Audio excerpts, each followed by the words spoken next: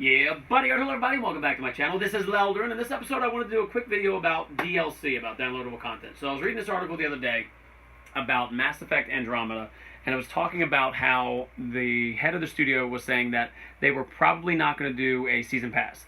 And it got me to thinking about downloadable content and what I like and dislike about DLC.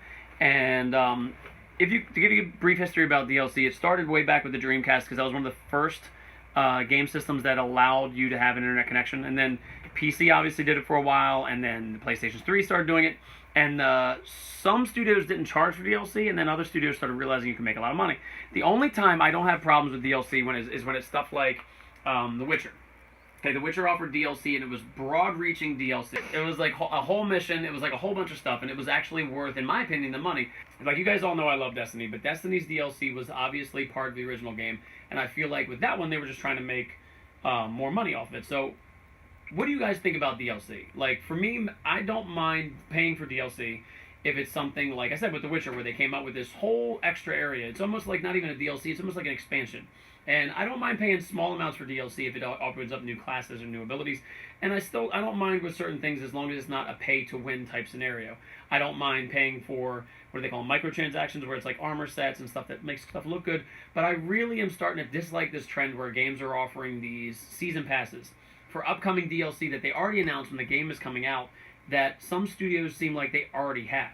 And a lot of people are starting to actually get away from DLC because it's starting to become like this just money cow that studios are using as ways for you and I, as the gamers and consumers, to just get more money out of us for stuff that they already have.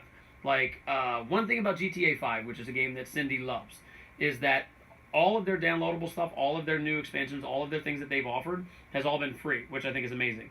Fallout 4, a lot of the Fallout 4 stuff, which even though that offered a season pass, the Fallout 4 things were huge. They were huge DLCs. What was it, the Far Island, Nuka World? Like, they were gigantic DLC things, and they weren't actually that expensive.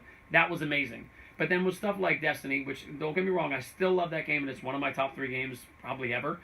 The expansions were like $30, and they weren't even that large. And I have a problem with that sort of thing. Don't get me wrong, I still paid for it, but it's starting to get to the point where I'm getting tired of that. I don't want DLC that I pay $40 for, and it's like 5 missions, 1 boss, and then maybe 3 hours of gameplay. That's not worth $40 to me. I think if DLC is going to come out, if season passes are going to be available, it should be for downloadable content that offers fresh, big things for the game. Whole new missions, whole new storylines, whole new characters, whole new everything. Because the way DLC is going right now, it's just a waste of time. It's a waste of money. And gamers need to stand up and say, we've had enough. There's a documentary that you can watch. It's called, like, History of Gaming.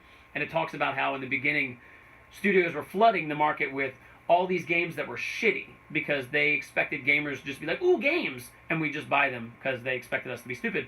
But gamers are probably the smartest demographic of people that you can find. So if we start telling studios, look, we're not paying for downloadable content unless you give us our money's worth, I think stuff is going to start changing, and I think that's actually what's starting to happen now. But tell me, first off, what do you guys think about DLC? What do you feel about these season passes? Do you think you get your value out of them? What games did you have the most problem with DLC? What games did you love the DLC? Do you think there's other games or studios that are really bad about it? Like, and I'm not naming any studios in particular, but Bethesda, EA, any of them. Are any of them that are really good, or any of them that are really bad? So leave some comments down below. I want to talk about this because for me, DLC is getting to be a thing where I'm kind of getting tired of DLC.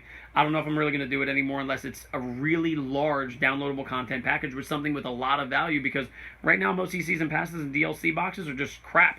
Total waste of time. And I don't really think it's really anything I'm going to spend my money on. So Overwatch is free.